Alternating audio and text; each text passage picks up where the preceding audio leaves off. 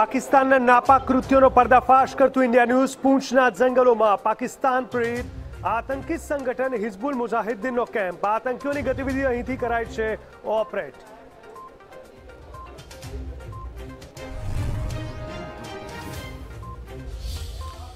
વારાણસીમાં મેયર્સ કોન્ફરન્સની વડાપ્રધાન નરેન્દ્ર મોદીએ કરી શરૂઆત। આ કોન્ફરન્સમાં લગભગ 100 જેટલા શહેરોના મેયર જોડાયા। વડાપ્રધાન મોદીએ સુરતને ગણાવ્યું ફ્લાયઓવર શહેર।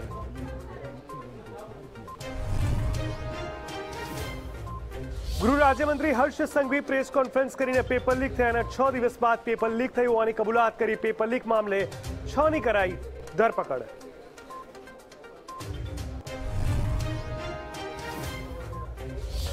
બીયુસી વિનાની મિલકતો સામે ચાલી રહી છે આક્રમક ઝુંબેશ। શહેરમાં કુલ 174 હોસ્પિટલો પરવાનગી વગર ચાલી રહી છે એવો હોવાનો રિપોર્ટ પણ રજૂ કરાશે। આગામી 5 દિવસ સુધી સીલિંગની કાર્યવાહી કરાશે।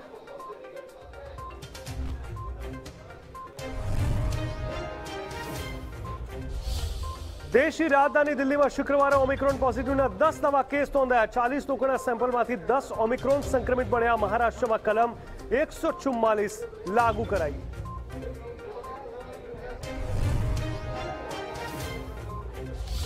દેશના ઉત્તર પશ્ચિમ ભાગોમાં અનુભવાઈ શીતલહેર। ફતેહપુર શેખાવટીમાં પારો પહોંચ્યો -1.6 ડિગ્રી। રણની રેતીમાં જામી ગયો બરફ।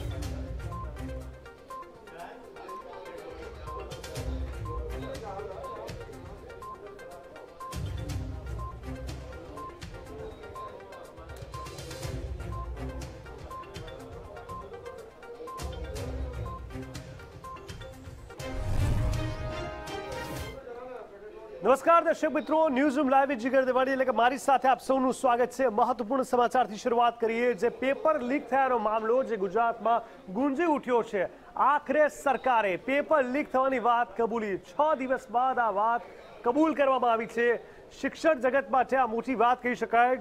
રવિવારે લેવાયેલી હેડક્વાર્ટરની 186 જગ્યાની ભરતી માટેની પરીક્ષાનું પ્રશ્નપત્ર ફૂટી ગયાનું આખરે સરકારે 6 દિવસ બાદ સત્તાવાર રીતે કબૂલ કર્યું છે। ગૃહ રાજ્યમંત્રી હર્ષ સંઘવી પ્રેસ કોન્ફરન્સ કરીને પેપર લીક થયાના 6 દિવસ બાદ પેપર લીક થયું હોવાની કબૂલાત કરી અને આ મામલે અત્યાર સુધીમાં 6 લોકોની ધરપકડ પણ કરાઈ અને 4 લોકોની શોધખોળ શરૂ કરાઈ છે। પત્રકારો સાથેની વાતચીતમાં ગૃહ રાજ્યમંત્રીએ કહ્યું કે આ કેસમાં અત્યાર સુધીમાં 10માંથી 6 લોકોની ધરપકડ કરાઈ, જેમાં ન્યૂ રાણીપના મહેશ પટેલ, પ્રાંતિજના ચિંતન પટેલ, હિંમતનગરના કાણિયોલના કુલદીપ પટેલ, ધ્રુવ પટેલ, દર્શન વ્યાસ, સુરેશ પટેલની ધરપકડ કરાઈ। શંકાસ્પદ આરોપીઓની નાસિકે છટકી જવાની તક નથી અપાઈ। 24થી વધારે પોલીસ ટીમો કાર્યરત હતી। ગુનામાં પ્રાંતિજ પોલીસ સ્ટેશનમાં સરકાર તરફે 406, 409, 120 હેઠળ ગુનો દાખલ કરાયો। આ કાંડમાં મુખ્ય આરોપી તરીકે 10 વ્યક્તિઓ છે અને સોશિયલ મીડિયાના માધ્યમથી પેપર લીકનો મામલો સામે આવ્યો। મામલો સામે આવતા તાત્કાલિક તપાસના આદેશ અપાયા। પેપર લીક્સમાં સંડોવાયેલા શંકાસ્પદો છટકી ન જાય તે માટે પોલીસ એલર્ટ પર હતી। સર્વપ્રથમ સમાજમાં અલગ અલગ પ્રકારના લોકો હોય છે। સમાજના મોટા ભાગના લોકો મહેનત કરીને ક્યાંક ને ક્યાંક આ પરીક્ષાની અગર તમે આખી સિસ્ટમ સમજશો તો એ ખૂબ જ ટ્રાન્સપરન્સી જોડે ગૌણ સેવાઓના માધ્યમથી આ પરીક્ષાઓ લેવામાં આવે છે અને સંપૂર્ણ મહેનત કરીને આ આખી આટલી મોટી પરીક્ષા જ્યાં 88,000થી વધારે ઉમેદવારોએ ભાગ લીધેલો હતો અને ગૌણ સેવાની જે કોઈ આની અંદર પદ્ધતિ છે અને જે સિસ્ટમ છે એ સંપૂર્ણ સિસ્ટમને તપાસવામાં આવેલું છે। ગૌણ સેવા પેપર તૈયાર કરીને તમામ અલગ અલગ જિલ્લાઓના સ્ટ્રોંગ રૂમ સુધી મોકલવાની વ્યવસ્થા એ લોકોની હોય છે અને એ વ્યવસ્થામાં કેટલું લીકેજ હતું, પેપર જ્યાં છપાયા હતા ત્યાં કોઈ પ્રકારનું લીકેજ હતું કે નહીં, જે સ્ટ્રોંગ રૂમ હતું ત્યાં કોઈ પ્રકારનું લીકેજ હતું કે નહીં, આ તમામ વિષયોની મેં આપને કહ્યું એ પ્રકારે કે હમણાં જે મુદ્દો આવ્યો છે એ એક જગ્યાનો મુદ્દો આપણી સામે આવ્યો છે, પરંતુ જો આ પેપર બીજી કોઈ જગ્યા પર બી આ જ પ્રકારે લીક થયેલું કે નહીં એ બી તપાસ કરવી પડતી હોય છે। તેથી એની બી તપાસ ચાલુ છે। અને રહી વાત ગૌણ સેવાની, તો ગૌણ સેવામાં અનેક આપણે જોઈએ તો મોટા ભાગની ભરતી ગૌણ સેવાના માધ્યમથી થાય છે। આ પેપર ફૂટ્યું છે એનું દુઃખ બી છે અને ક્યાંક ને ક્યાંક આ 88,000 લોકોને ન્યાય અપાવવાની જવાબદારી બી રાજ્ય સરકારની છે. એમાં જોડાયેલા તમામ લોકો ઉપર તપાસ એક સરખી થતી હોય છે.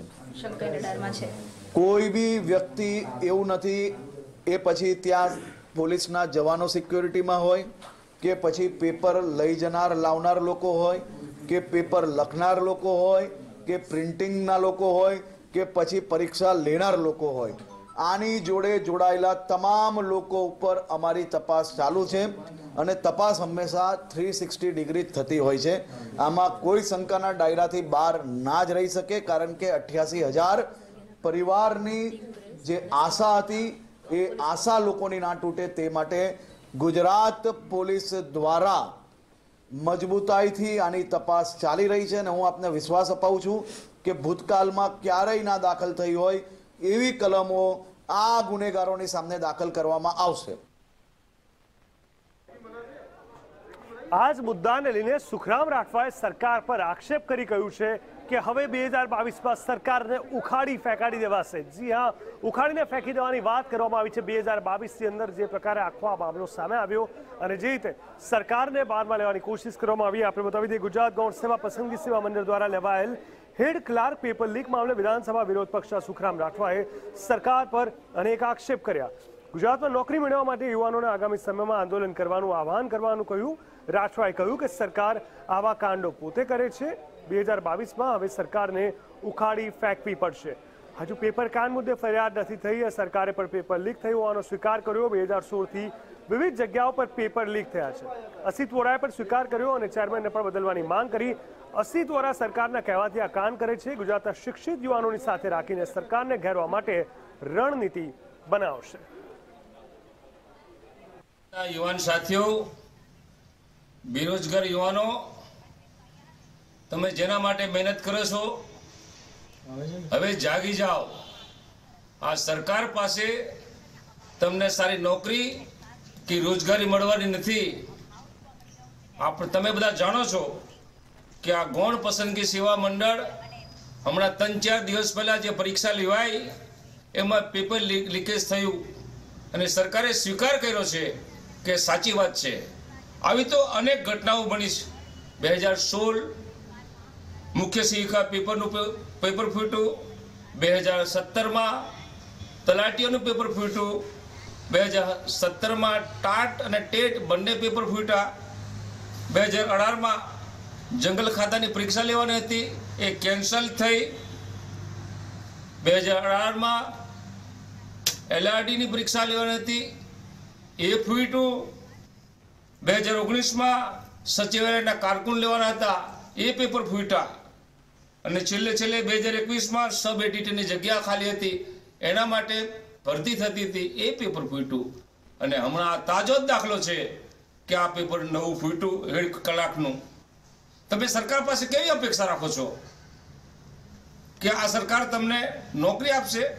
મને તો એવું દેખાય છે કે આ સરકાર યુવાનોને એની જે વય મર્યાદા છે એ વય મર્યાદા 35ની હશે તો એને વટાવી જાય અને પછી એ અરજી ના કરી શકે, તમે સરકાર પાસે હક દાવો રજૂ ના કરી શકો. એની જે મુરાદ છે એ મેલી છે એમ કહીએ તો કંઈ ખોટું નથી. આ સરકાર યુવાનોને રોજગારી આપવાને બદલે આવા કૌભાંડો કરવામાં અને ખાસ કરીને ગૌણ પસંદગી સેવા મંડળ આ ખદબદતું ભ્રષ્ટાચારથી ખદબદતું તંત્ર થયું છે. તેવા સંજોગોમાં સરકાર તપાસ કરાવવી જોઈએ. તો વારંવાર આ જે ઘટનાઓ બને છે તેને બનતી અટકાવવી જોઈએ તે વાત રેશવા પટેલે કરી અને તમામ કહી શકાય કે લોકોએ વિરોધ કર્યો હોવાની વાત પણ અહીંયા કરવામાં આવી છે. જે રીતે પેપર લીકની આ એક બાદ એક ઘટના સામે આવે છે તે બિલકુલ શરમજનક કહી શકાય. રાજ્ય ગૌણ સેવા પસંદગી મંડળની હેડ ક્લાર્કની પરીક્ષાનું પ્રશ્નપત્ર લીક થવાના મામલે છેવટે રાજ્ય સરકારે સ્વીકાર કર્યો. આ મામલે ભારે હોબાળો પણ મચી ગયો. એક બાજુ આપના નેતા યુવરાજસિંહ દ્વારા આ મામલે કડક કાર્યવાહી નહીં કરવામાં આવે તો આંદોલનની ચીમકી ઉચ્ચારવામાં આવી, તો બીજી બાજુ એનસીપીના નેતા રેશવા પટેલે પણ પેપર લીક મામલે સરકારનો કાન આમરતા કહ્યું છે કે વારે તહેવારે પેપર લીકની ઘટના અટકાવવા માટે સરકારે પગલાં ઉઠાવવા જોઈએ. તો ગુજરાતમાં પહેલો બનાવ નથી, ભૂતકાળમાં પણ આવા અસંખ્ય બનાવ બની ચૂક્યા છે. ત્યારે પણ સરકાર દ્વારા જે કંઈ એક્શનો લેવામાં આવે છે માત્ર ને માત્ર નામની એક્શનો હોય છે. ગૃહપ્રધાન દ્વારા પ્રેસ કોન્ફરન્સ કરવામાં આવે છે, સરકારશ્રી દ્વારા જે પણ કાંઈ બયાનબાજીઓ કરી અને એવું બતાવવામાં આવે છે કે અમે આ મામલે ખૂબ ગંભીરતાથી કાર્ય કર્યું છે. ત્યારે મારે એટલું ધ્યાન દોરવું છે કે સાહેબ, કાર્ય બહુ સારું કરી રહ્યા છો તમે, 4-5 આરોપીઓને પકડીને એવું સાબિત કરવા માંગો છો કે અમે હેડ ક્લાર્કના જે આરોપીઓ છે એને પકડી લીધા છે. પરંતુ આપણે ધ્યાન દોરવા માંગુ છું કે શિક્ષણ મંત્રીનું રાજીનામું આપણે માંગવું જોઈએ. હેડ ક્લાર્કના જે ચેરપર્સન છે, એક્ઝામના જે ચેરપર્સન છે આશિષ વોરા સાહેબનું રાજીનામું આપશ્રીએ માંગવું જોઈએ. કારણ કે વચેટિયા માણસોને પકડી અને આપ એવું સાબિત કરો છો કે અમે કાર્ય કર્યું છે. હકીકતમાં તો સિસ્ટમનો વાંક છે. એવી કેવી ખોખલી સિસ્ટમ કે પેપરો લીક થઈ જાય છે. 88,000 જે વિદ્યાર્થીઓ એક્ઝામ આપવાના હતા એના ભવિષ્ય આજે ધૂળમાં રંગોળાઈ રહ્યા છે. એનું જવાબદાર કોણ? એ વચેટિયાઓ, પેપર લીક કરવાની હિંમત કરવાવાળા અને એને રસ્તો બતાવવાવાળા એ અધિકારીઓ અને ખોખલી સિસ્ટમ. એના ઉપર એક્શન ક્યારે લેવામાં આવશે?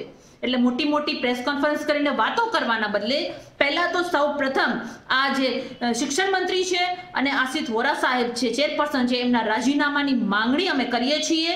અને સ્પષ્ટ રૂપમાં ન્યાય કરવા માટે સૌપ્રથમ આ કાર્ય કરવું જોઈએ અને પછી વચેટિયાઓને પકડવા જોઈએ. અને હજી એક વાત હું આપને જણાવવા માંગુ છું કે હવે એવું કહેવામાં આવે છે કે જે પેપર ખરીદ્યા છે એમને બી પકડવામાં આવશે. તો સાહેબ, પેપર લીક થાય છે ત્યારે વિદ્યાર્થીઓ અને આ બધી કબૂતી સૂજે છે ને, તો સૌ પ્રથમ તો મૂળને કાપવાની કોશિશ કરો, નાકી માત્ર દેખાવા માટેના આવા પ્રપંચો. એટલે સ્પષ્ટ રૂપમાં હું ગૃહપ્રધાનને અને સરકારશ્રીને ધ્યાન દોરવા માંગુ છું કે આપ રાજીનામા માંગો છો તો રાજીનામા શિક્ષણ મંત્રીનું અને ખોખલી સિસ્ટમ કરવાવાળા જે અધિકારીઓ છે, શ્રી આશિષ વોરા સાહેબ છે, એમનું રાજીનામાની અમે સ્પષ્ટ રૂપમાં માંગણી કરીએ છીએ. અને ત્યારે જ આવા કાંડો ભવિષ્યમાં નહીં બને. માત્ર આ કાંડનો સવાલ નથી, ભવિષ્યમાં પણ કાંડ ન બને.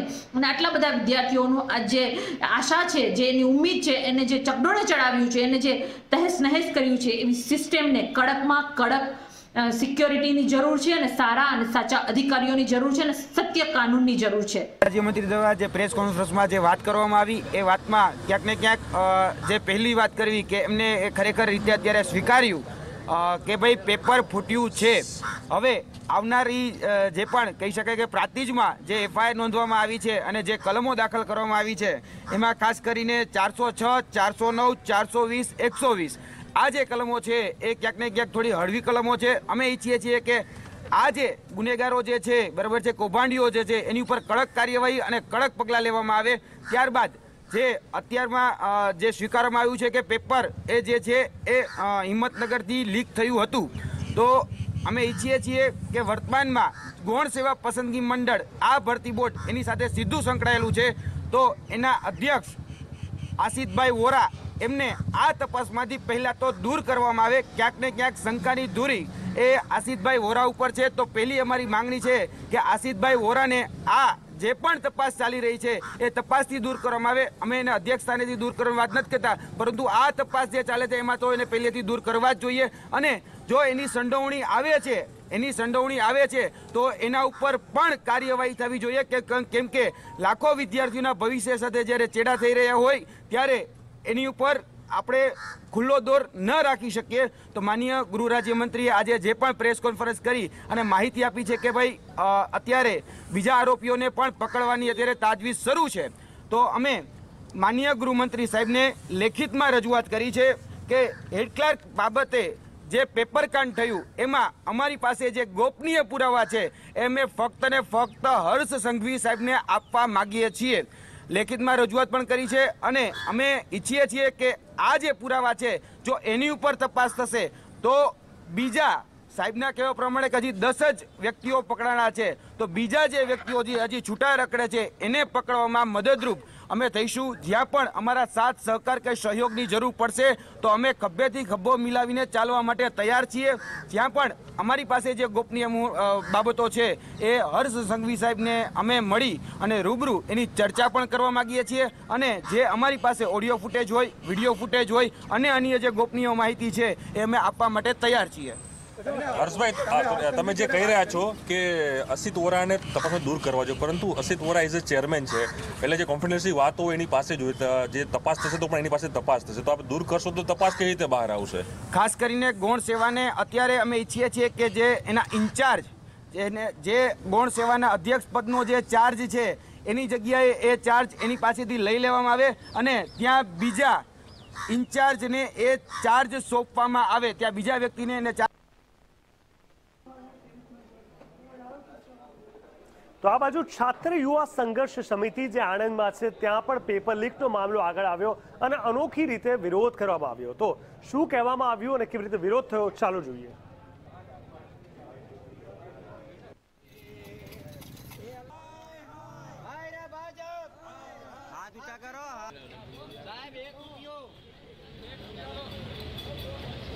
હાથ નહીં મિલાવવાનો તો ભીખ માંગ. ભાજપે તમારું કશું લીધું એવું કહો પેલા.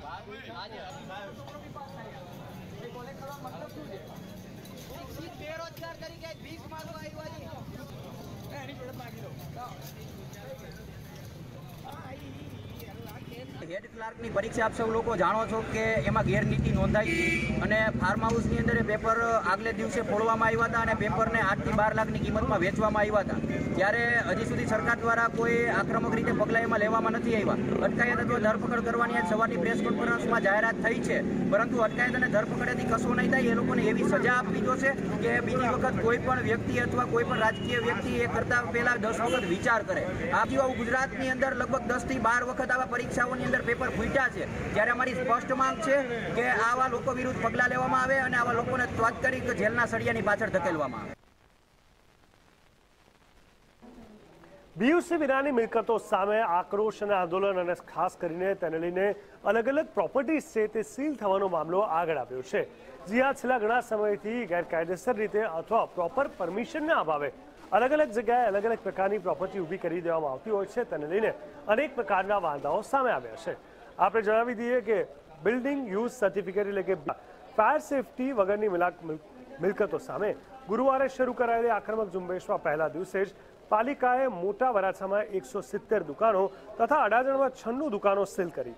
આ અભિયાન અંતર્ગત 145 હોસ્પિટલોમાં પણ કાર્યવાહી કરાઈ. જોકે હાલની સ્થિતિને ધ્યાનમાં રાખી પાર્શિયલી અનેક કમ્પ્લીટ સીલિંગ કરવામાં આવ્યું. શુક્રવારે પાલિકા કમિશન ગાંધીનગરની સમીક્ષા બેઠક સાથે જ હાજર રહેશે. શહેરમાં કુલ 174 હોસ્પિટલો પરવાનગી વગર ચાલી રહી હોવાનો રિપોર્ટ પણ રજૂ કરવામાં આવશે.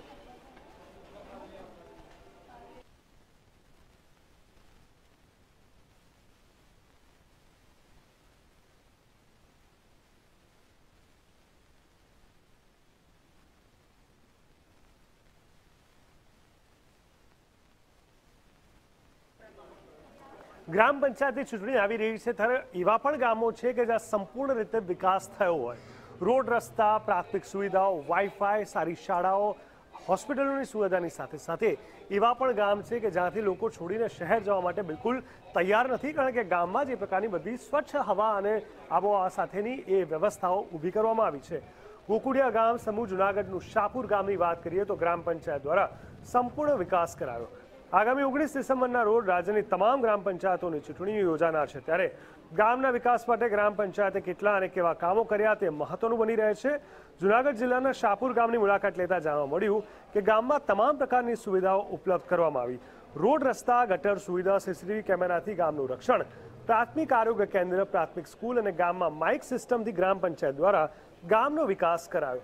છેલ્લા 10 વર્ષથી ગામના સરપંચ તરીકે ટીનુભાઈ ફળદુએ કરેલા વિકાસ કામોથી ગ્રામજનોએ આ વખતની ચૂંટણીમાં ટીનુભાઈ ફળદુની પસંદગી કરતા વતન કિસાન પેનલ રાખી ચૂંટણી લડી રહ્યા છે.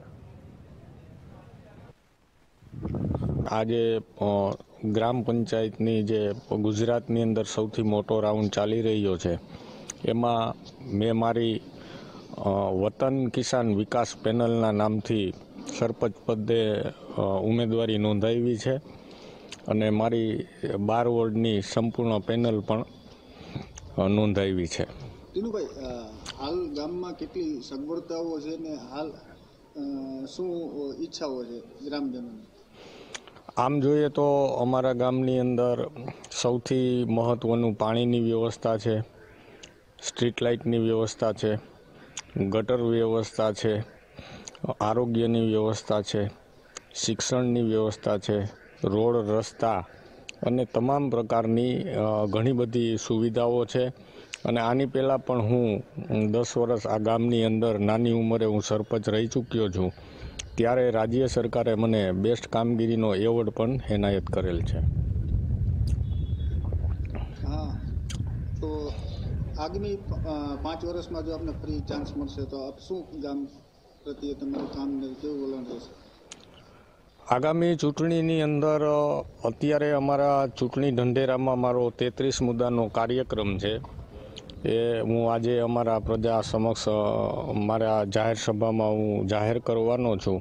એની અંદર ગ્રામ પંચાયતનો જે રોલ છે કે જેમ કે કોઈ બાળક જન્મ લે અને ત્યારથી એના મૃત્યુ સુધીનું જે ગ્રામ પંચાયતની જે જવાબદારી હોય એમાં એનું એજ્યુકેશન આવી જાય છે, એનું આરોગ્ય આવી જાય છે, એની કેરિયર પણ આવી જાય છે. ગામની અંદર જે સુવિધાઓ ખૂટતી હોય ને આજના યુગ પ્રમાણે જે કાંઈ ફેસિલિટી આ ગામને જરૂર પડશે એવી અવનવી વસ્તુઓની ટૂંકમાં અમે પ્લાન.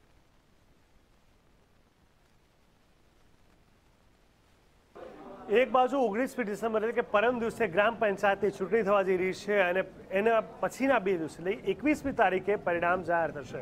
લગભગ કહી શકાય કે તમામ ગામની વાત કરવામાં આવે તો ત્યાંના વિકાસના પ્રશ્નો, ત્યાંના અધૂરા રહેલા કાર્યો તેને લઈને અત્યારે ચર્ચાઓ થઈ રહી છે. આપણે જણાવી દઈએ, શહેરા તાલુકાના રેણા ગામ ખાતે સરપંચ પદના 2 ઉમેદવાર વચ્ચે ખરાખરીનો જંગ જામ્યો છે.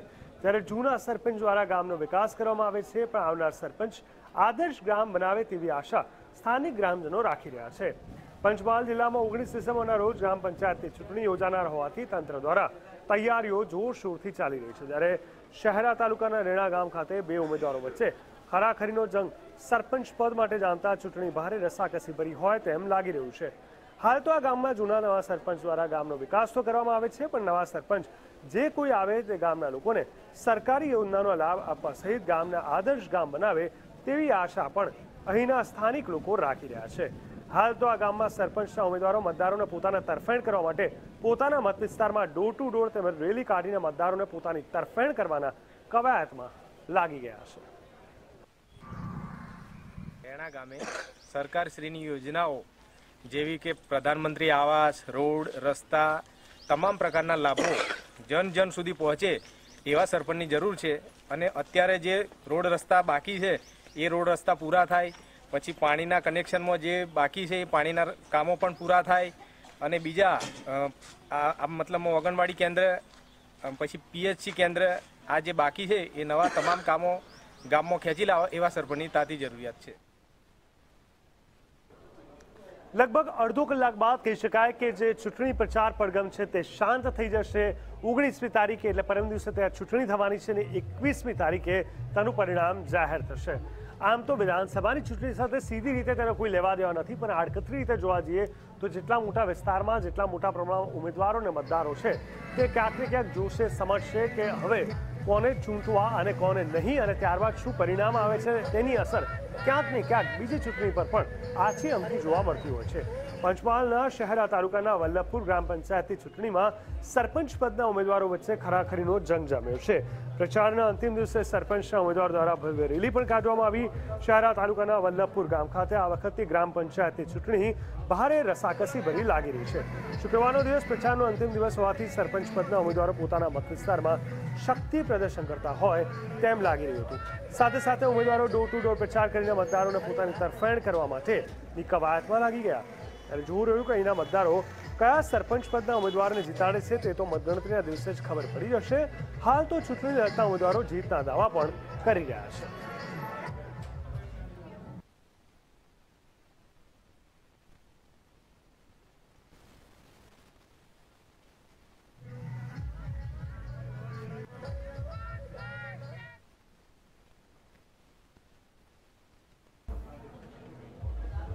ઘણા એવા ગામો છે જ્યાં 20 વર્ષ સુધી પ્રાથમિક સુવિધાઓ નથી મળી અને પરિણામે તે લોકો ચૂંટણીનો બહિષ્કાર કરી રહ્યા છે. આ ખૂબ જ અત્યંત દુઃખદ અને નિરાશાજનક વાત કહેવાય. લોકશાહીની અંદર એક બાજુ ચૂંટણી માટે પ્રચાર પ્રસાર માટે કરોડો રૂપિયા ખર્ચાય છે, પરંતુ પ્રાથમિક સુવિધાઓ માટે કોઈ પણ ઉમેદવાર અથવા કોઈ પણ પક્ષ આગળ આવતો નથી ને પરિણામે ત્યાં ચૂંટણી જેવો માહોલ પણ નથી સર્જાતો. સવાલ ચૂંટણીના માહોલનો નથી, સવાલ સુવિધાનો છે. કચ્છમાં ગ્રામ પંચાયતની ચૂંટણીના ગણતરીના દિવસો બાકી રહ્યા ત્યારે કચ્છના અનેક ગામો એવા છે જ્યાં પાયાગત સુવિધાઓ ઉપલબ્ધ નથી. ભુજ તાલુકાના કુકમા ગામના આશાપુરા કોલોનીમાં છેલ્લા 20 વર્ષથી પાયાગત સુવિધાઓ ઉપલબ્ધ ન હોતા અહીંના લોકોએ ગ્રામ પંચાયતની ચૂંટણીનો બહિષ્કાર કરવાનો નિર્ણય લીધો છે.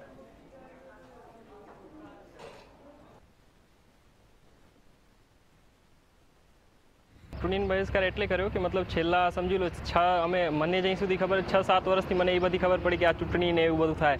ચૂંટણીનો જ્યાંથી ખબર પડી ત્યાંથી કોલોનીવાળા માંગ કરે જ છે કે અહીંયા રોડની સુવિધા, લાઇટની સુવિધા, ગટરની સુવિધા અને પાણીને વગેરે વગેરે કરી આપો. પણ આજ સુધી જ્યાં ચૂંટણીનો વારો આવે તો માણસ ગામમાં વોટ માંગવા આવે, પણ જ્યાં ચૂંટણી પૂરું થાય એટલે અમે જ્યાં વસ્તુની નોંધ કરવા જઈએ કે અમારે ગામમાં આ સુવિધા કરી આપો, ત્યાં એ લોકો એમ કહે કે તમારું ગામ ગ્રામ પંચાયતનું નોંધાયેલું નથી.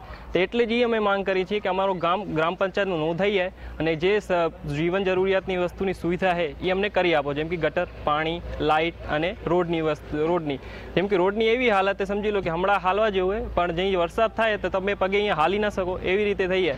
એટલે અમે કંઈક જે વસ્તુની સુવિધા અમે માંગી એ થઈ જાય તો અમે ચૂંટણીનો બહિષ્કાર આગલા ફેરી નહીં કરીએ. અને નોર્થ કોરિયાના તાનાશાહનું એક નવું ફરમાન સામે આવ્યું છે. 11 દિવસ સુધી હસવા પર પ્રતિબંધ. જી હા, આપણે જાણીને, આપણે સાંભળીને પણ હસવું આવતું હશે કે આ કેવા પ્રકારનું ફરમાન છે, આ કેવા પ્રકારનો પ્રતિબંધ છે, આ કેવા પ્રકારની તાનાશાહીતા છે. આપણે જણાવી દઈએ કે હસવા પર પ્રતિબંધની વાત આવી છે. જો કોઈ નાગરિક હસ્યો તો ઉત્તર કોરિયાની ખબરો આપતા રહેલા રેડિયો ફ્રી એશિયાએ ઉત્તર કોરિયાના બોર્ડર નજીકના શહેર સિનઇજુના રહેવાસીઓના હવાલાથી કહ્યું છે કે લોકો જીવન જરૂરિયાતની વસ્તુઓ ખરીદવા માટે પણ બજારમાં નહીં જઈ શકે. નિયમ તોડનારાને આકરી સજાનું ફરમાન પણ છે. એક નાગરિક કિમ જો ઇલની પુણ્યતિથિ વખતે જે લોકો દારૂ પીધેલી હાલતમાં પકડાયા હતા તેમની ધરપકડ કરવામાં આવી અને ઘણા લોકો તો ધરપકડ બાદ લાપતા પણ થઈ ગયા છે. આ નાગરિકે કહ્યું હતું કે 11 દિવસના શોક દરમિયાન જો કોઈ નાગરિકનું મોત થશે તો તેના પરિવારજનોને રડવાની પણ મંજૂરી નહીં મળે.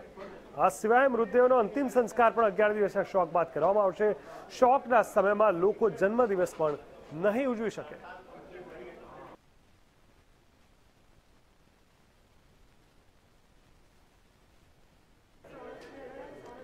તો હાલ રોકાઈશું બ્રેક માટે. બ્રેક બાદ જોઈશું રાષ્ટ્રીય તમામ મુદ્દાઓને.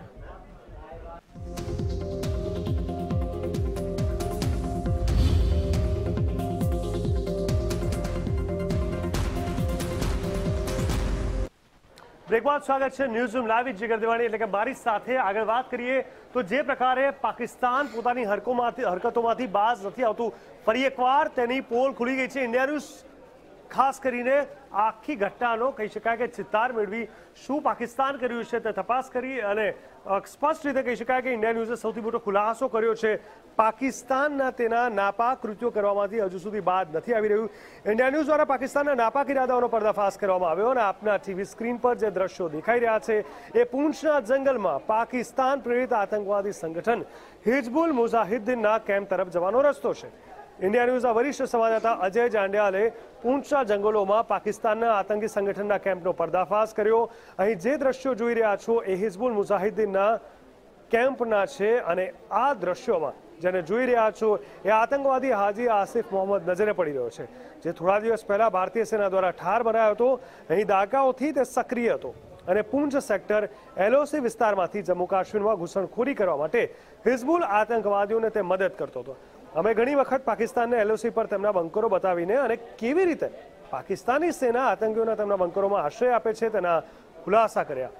આ વિડીયોમાં તમે હિઝબુલના આતંકી આસિફને બંકરમાં જોઈ શકો છો અને અન્ય એક આતંકવાદી એલઓસી પર હિઝબુલના લોન્ચ પેડ બતાવતા તેને બોલતા પણ જોઈ શકો છો. बालाकोट सेक्टर में एक बार फिर से इंडिया न्यूज पाकिस्तान को एक्सपोज करने जा रहा है. जी हाँ, हम आपको एक्सक्लूसिव विजुअल बताएंगे हिजबुल मुजाहिदीन के टेरर कैंप के अंदर और बाहर के, और जो हमने नहीं या किसी भारतीय एजेंसी ने नहीं बल्कि पाकिस्तान के आतंकियों ने खुद रिकॉर्ड किए हैं.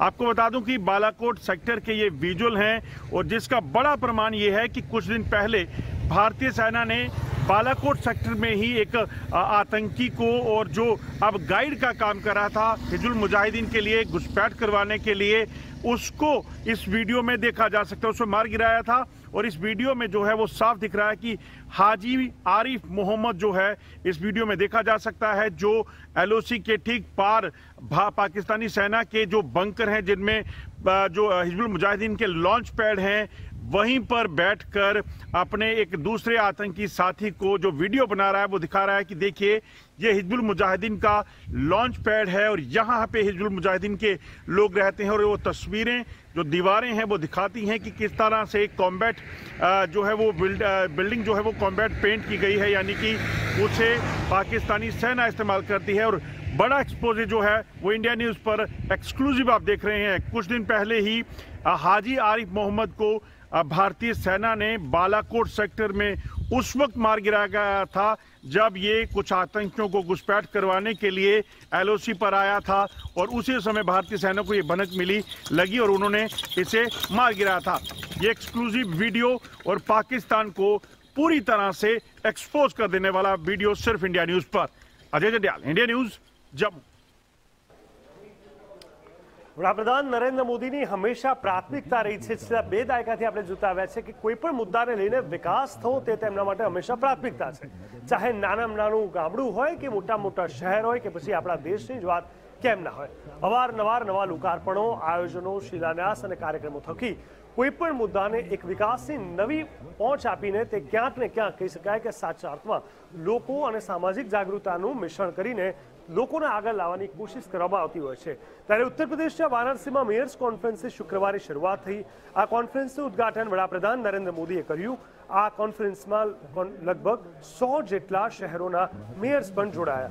વારાણસીમાં 3 દિવસ પહેલા જ શ્રી કાશી વિશ્વનાથ ધામનું લોકાર્પણ થયા બાદ શુક્રવારથી પાવન ભૂમિ પર મેયર્સ કોન્ફરન્સનો પ્રારંભ થયો।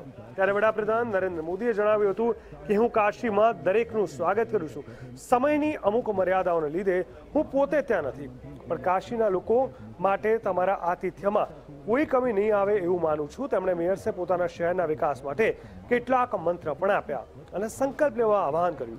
અમારું શહેર કોઈ પણ શહેરની પાછળ નહીં રહે। તેમણે કહ્યું કે આ સંકલ્પ લેવા પાછળનો મુખ્ય હેતુ દરેક શહેર એકબીજાની સ્પર્ધા કરે અને પોતાના શહેરને સર્વોત્તમ બનાવે, જેથી આપણા દેશના તમામ શહેર સુંદર બની શકશે।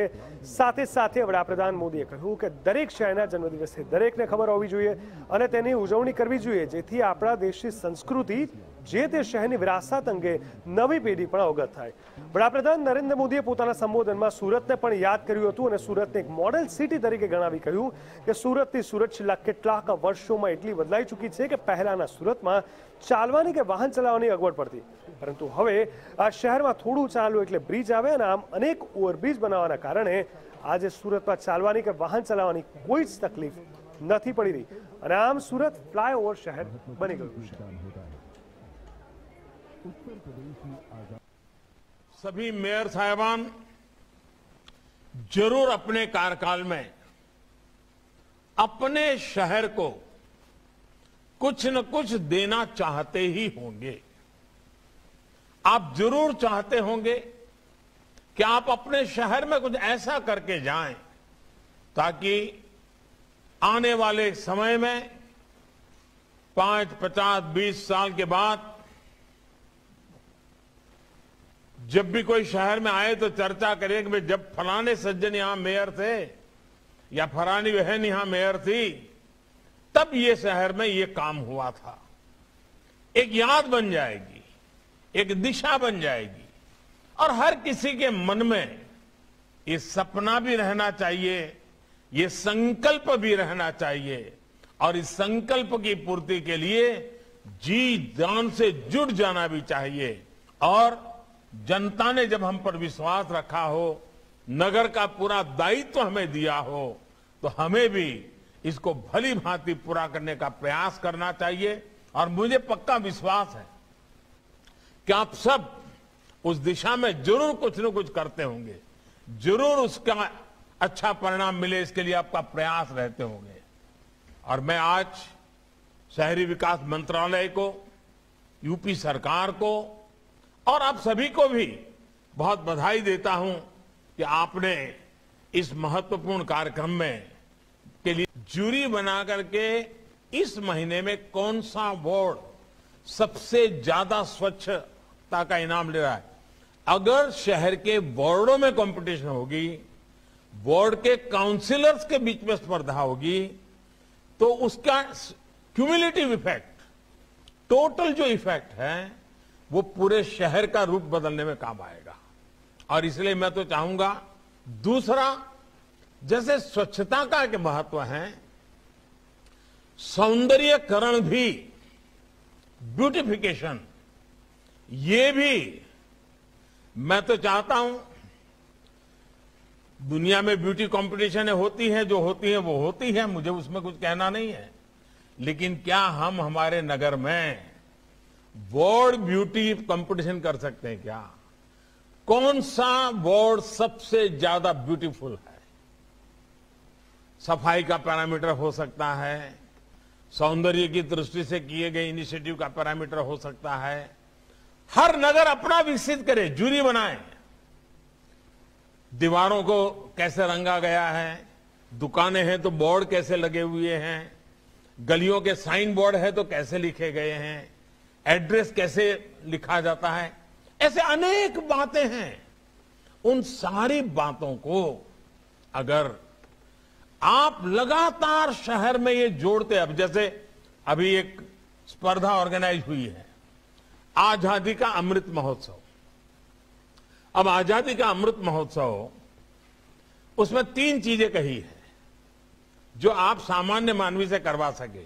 एक, कि आजादी के अमृत महोत्सव के निमित्त रंगोली स्पर्धा, लेकिन रंगोली भी सौंदर्य के साथ जुड़ी हुई रंगोली नहीं, आजादी की आंदोलन की किसी न किसी घटना से जुड़ी हुई रंगोली। अगर ये पूरे शहर में आप स्पर्धा करें, आने वाले 26 जनवरी तक इसको बड़ा माहौल बनाएं, देखिए बदल हो सकता है कि नहीं हो सकता है। उसी प्रकार से आपके शहर में आजादी के आंदोलन में जो हुआ हो, उसके लिए कुछ गीत लिखे जाएं। आपके शहर में आजादी के आंदोलन में घटी घटना के संबंध में कुछ गीत लिखे जाएं, उन गीतों की स्पर्धा हो। आपके राज्य के अंदर जो घटनाएं घटी है उसके गीतों की स्पर्धा हो। देश की महान घटनाओं को जोड़ करके उनकी स्पर्धा हो। आप देखिए बदलाव होगा कि नहीं होगा। कभी नदी के तट पर जाकर के कुछ समारोह हो सकते हैं, कुछ कवि सम्मेलन हो सकते हैं। यानी नदी को केंद्र में, नगर के विकास की यात्रा में नदी को फिर एक बार जीवंत स्थान, जहां नदी है वहां, इसको हमने हल्का फुल्का नहीं छोड़ना चाहिए। आप देखिए, आपके नगर में एक नई जान आ जाएगी, नया उत्साह आ जाएगा। नदी का महात्म्य कैसे बढ़े, इसके लिए हमने करना चाहिए। उसी प्रकार आपने देखा होगा कि सिंगल यूज प्लास्टिक के संबंध में हम हमारे नगर में कितने सजग हैं।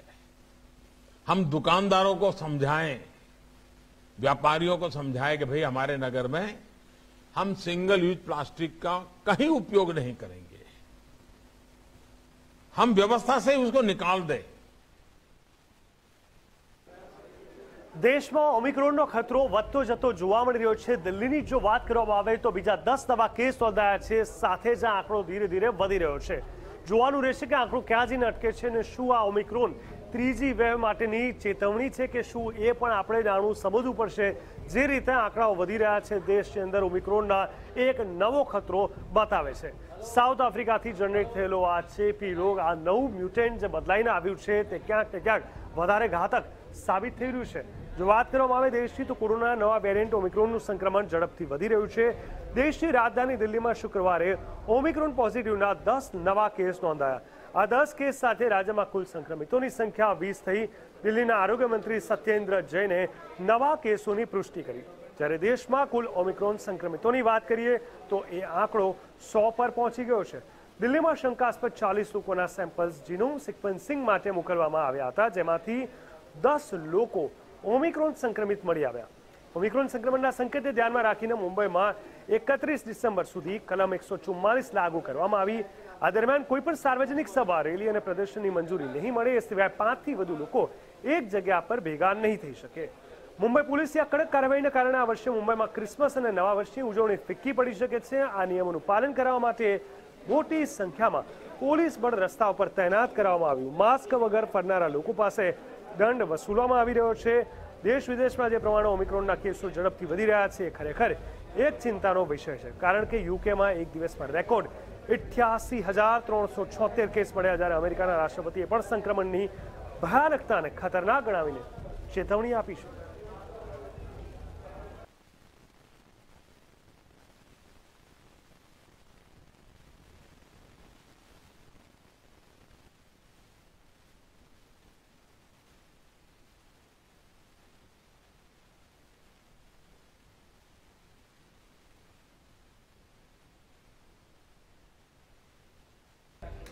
ઘણીવાર ધારાસભ્યો અને મોટા નેતાઓ અથવા મંત્રીઓ એવા પ્રકારના નિવેદનો આપી દેતા હોય છે જેના કારણે વાદ વિવાદ વધતો જતો જોવા મળી રહ્યો છે।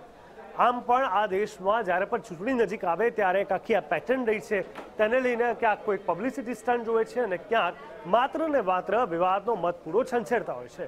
આપને જણાવી દઈએ, કોંગ્રેસની જો વાત કરવામાં આવે તો કર્ણાટકના કોંગ્રેસના ધારાસભ્ય KR રમેશકુમાર દ્વારા બળાત્કાર મામલે કરાયેલા વિવાદાસ્પદ નિવેદનની આકરી નિંદા કરતા દિલ્હી મહિલા પંચના અધ્યક્ષા સ્વાતિ માલિવાને કહ્યું કે આ પ્રકારની બદ્દી અને રેપિસ્ટ વિચારવાળી વ્યક્તિને કોઈ અધિકાર નથી કે તે વિધાનસભામાં બેસે। તેમણે કર્ણાટક સરકારને અપીલ કરતા કહ્યું કે આ વ્યક્તિ પર FIR કરી તેની ધરપકડ કરી તેનું ધારાસભ્ય પદ રદ કરવું જોઈએ અને તેની તમામ VIP સુરક્ષા પણ છીનવી લેવી જોઈએ।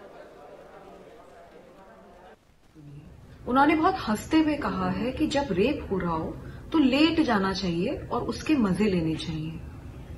जिस देश में हर दिन कई महिलाओं और बच्चियों के साथ बलात्कार होता है, जिसमें कई महिलाओं और बच्चियों, सैकड़ों महिलाओं और बच्चियों की जिंदगी जा चुकी है रेप के कारण, उस देश के कुछ नेता इतनी विकृत, घटिया और शर्मनाक सोच रखते हैं। मैं कर्नाटका सरकार से अपील करती हूं कि इस MLA के ऊपर तुरंत FIR दर्ज की जाए, तुरंत इसको अरेस्ट किया जाए, इसकी विधानसभा से सदस्यता रद्द की जाए और इसकी जितनी भी VIP सिक्योरिटी इसको और इसके परिवार को मिली हुई है वो सब छीन ली जाए। इस आदमी की सोच बिल्कुल एक बलात्कारी की सोच की जैसे है और इसे कोई हक नहीं बनता कि वो देश में विधानसभा में जाके बैठे। जब इस आदमी की और इसके परिवार की सारी VIP सिक्योरिटी छीन ली जाएगी और इसको और इसके परिवार को आम लोगों की तरह जीना पड़ेगा, तब इसको समझ में आएगा कि रेप का डर क्या होता है और महिलाओं और बच्चियों का दर्द क्या होता है। नवनीत राणा जी हमारे साथ में मौजूद है। नवनीत जी, जिस तरीके से कर्नाटक असेंबली के विधायक रमेश कुमार ने जो महिलाओं पर टिप्पणी की कि बलात्कार को एंजॉय करना चाहिए, क्या कहेंगे मैडम इस पर? मुझे लगता है आपने भी जो शब्द दोहराए हैं वो डाइजेस्ट और एक भारत संस्कृति के नाते जहाँ पे हम हर महिला को बहन जी, दीदी, भाई, भाभी, बहन करके माता जी करके हम बोलते हैं। उस देश में अगर कर्नाटका में जिस तरीके से उस सभागृह के अंदर बोलते हुए महिला का अपमान करते हुए जिस शब्दों में कांग्रेस के विधायक ने कहा और उसी सभागृह के अध्यक्ष जिस तरीके से हंस के उस चीज़ का समर्थन कर रहे थे, मुझे लगता है कांग्रेस के जो राष्ट्रीय अध्यक्ष हैं उन्होंने इस पर स्पष्टीकरण देना चाहिए और इन्होंने कांग्रेस से लाइफ टाइम बैन करना चाहिए और माफ़ी मांग ली, अभी इसको बढ़ाओ मत, ये बोल के महिलाओं का अपमान मिटाया नहीं जा सकता। आपकी तरफ से जो गुनाह हुआ है उसके लिए पार्टी ने उस पर कार्रवाई करनी चाहिए।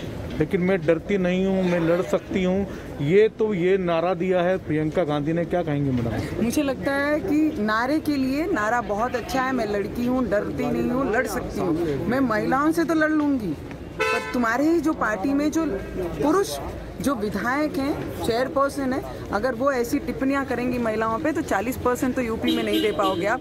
देश की महिलाएं आपको इसका आंसर उत्तर जरूर देंगे। Thank you madam. ये थी हमारे साथ नवनीत राणा, जिनका कहना है कि कांग्रेस को देश की जनता जरूर जवाब देगी, क्योंकि मेंटेलिटी कांग्रेस की जिस तरीके की है, बातें कर रहे हैं बड़ी बड़ी, लेकिन मेंटेलिटी चेंज नहीं हो पा रही। संजय शर्मा, इंडिया न्यूज़ दिल्ली, कहता हूँ। તો દેશના ઉત્તર પશ્ચિમ ભાગોમાં શીતલહેર જોવા મળી રહી છે। આપણે જોઈ શકીએ છીએ કે જે પ્રકારે આ ઠંડીનું પ્રમાણ વધી રહ્યું છે, ધીરે ધીરે આ ઠંડી વધી રહી છે। હજુ તો ડિસેમ્બર અને જાન્યુઆરી એટલે કે લગભગ બીજા 1.5 મહિના સુધી આ પ્રકારની ઠંડીનો પ્રકોપ રહે તો બિલકુલ નવાઈ નહીં. આપણે જણાવી દઈએ કે આજે ઠંડીની વાત કરી રહ્યા છે અમે. સમગ્ર દેશના ઉત્તર પશ્ચિમ ભાગમાં જે ઠંડીનું જોર વધી રહ્યું છે, હવામાન વિભાગની આગાહી પ્રમાણે આગામી 22મી ડિસેમ્બર સુધી આ વિસ્તારોમાં કોલ્ડ વેવ રહેશે. જેના ભાગરૂપે રાજસ્થાનના ફતેહ શેખાપુર વટીનારાયણ વિસ્તારમાં લઘુત્તમ તાપમાન -1.6 ડિગ્રી સુધી પહોંચી ગયું, જેના પરિણામે રણની રેતી પર બરફ જામી ગયો અને તાપમાન આટલું નીચું જવાને કારણે ઘણા વિસ્તારોમાં દિવસના સમયે ભારે ધુમ્મસ જોવા મળ્યું હતું. ઠંડી વધવાના કારણે તાપમાનમાં પણ 5 થી 6 ડિગ્રીનો ઘટાડો જોવા મળ્યો હતો. જોકે ગુરુવારે સવારે સૂર્ય દર્શન થયા હતા, પરંતુ શીતલહેરના કારણે સૂર્યપ્રકાશમાં પણ ઠંડીનો અહેસાસ ઓછો નહોતો થયો.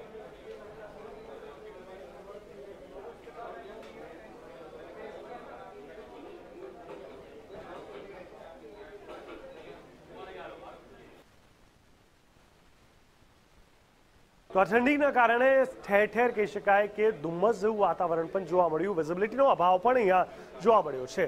આ ધુમ્મસના કારણે મોટાભાગે રોડ રસ્તા ટ્રાફિક વ્યવહારને પણ સીધી જ અસર થતી હોય છે. ઉત્તર પશ્ચિમ ભાગના રાજ્યોમાં કોલ્ડ વેવની શરૂઆત થઈ ગઈ. ઉત્તર ભારતના પંજાબ, દિલ્હી, ઉત્તર પ્રદેશ, જમ્મુ કાશ્મીર, હિમાચલ પ્રદેશ સહિત અનેક રાજ્યોમાં લોકોને સવારે પણ ઠંડીનો અહેસાસ થઈ રહ્યો હતો. તો પશ્ચિમ ભારતના રાજસ્થાન અને ગુજરાતમાં પણ તેની અસર વર્તાઈ ગઈ હતી. કોલ્ડ વેવના કારણે લોકો ઠંડીથી રાહત મેળવવા અવનવા પ્રયાસો કરતા જોવા મળી રહ્યા હતા. ત્યારે પંજાબના અમૃતસરમાં પણ વધેલી ઠંડીને દૂર કરવા માટે લોકો તાપણા કરી રહ્યા હતા. દિવસના સમયે પણ સમગ્ર અમૃતસરમાં ભારે ધુમ્મસ જોવા મળી રહ્યું હતું અને લોકો ઠંડીથી બચવા માટેના પ્રયાસો કરી રહ્યા હતા. ભારે ધુમ્મસના કારણે વિઝિબિલિટી ઓછી થઈ જવાના કારણે લોકોને વાહન ચાલવામાં તકલીફ પડી રહી હતી. હવામાન વિભાગની આગાહી પ્રમાણે આ કોલ્ડ વેવની અસર આગામી 22મી ડિસેમ્બર સુધી રહેશે. ત્યારે ઉત્તર પશ્ચિમ ભાગમાં હજુ પણ ઠંડીમાં વધારો નોંધાઈ શકે છે.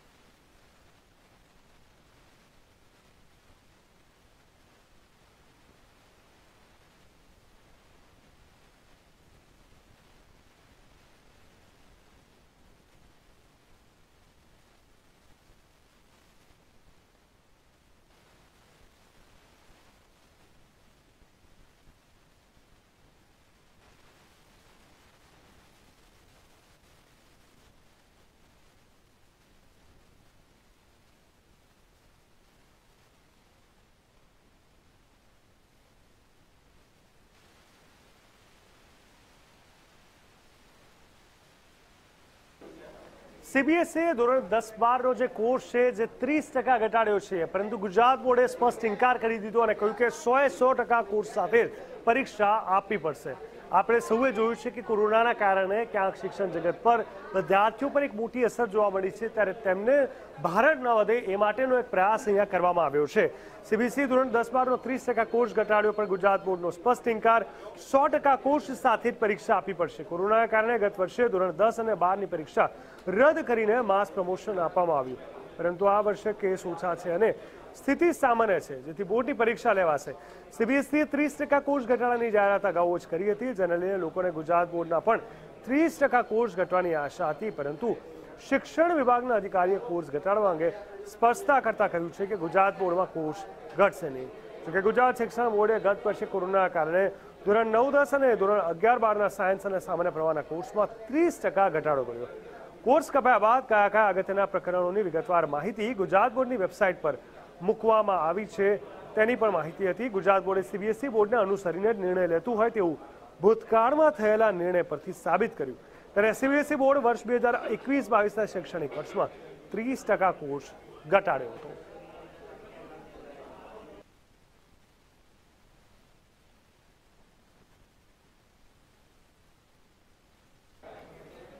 શિયાળા આવતાની સાથે લોકો પોતાના સ્વાસ્થ્ય પર ધ્યાન કેન્દ્રિત કરતા હોય છે. લોકો યોગ કરતા હોય છે, મેડિટેશન કરતા હોય છે, પ્રાણાયામ કરતા હોય છે, જીમ, એક્સરસાઇઝ, સાયકલિંગ શું નથી કરતા.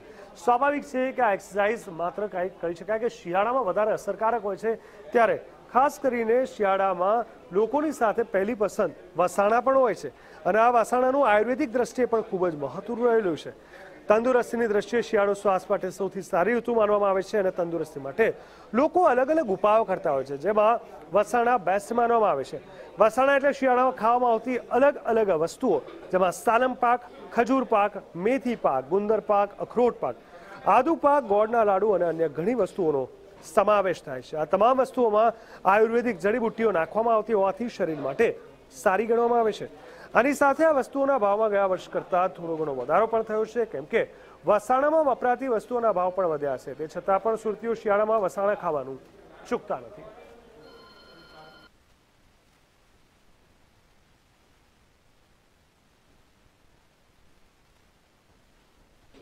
તો હાલ ન્યૂઝરૂમ લાઈવ જીગર દેવળે મોહમ્મદ સાથે આટલું છે. દેશ દુનિયાની અને ગુજરાત રાજ્યની પળે પળની ખબર અને વિગત માટે આપ જોતા રહો ઇન્ડિયા ન્યૂઝ ગુજરાત. નમસ્કાર.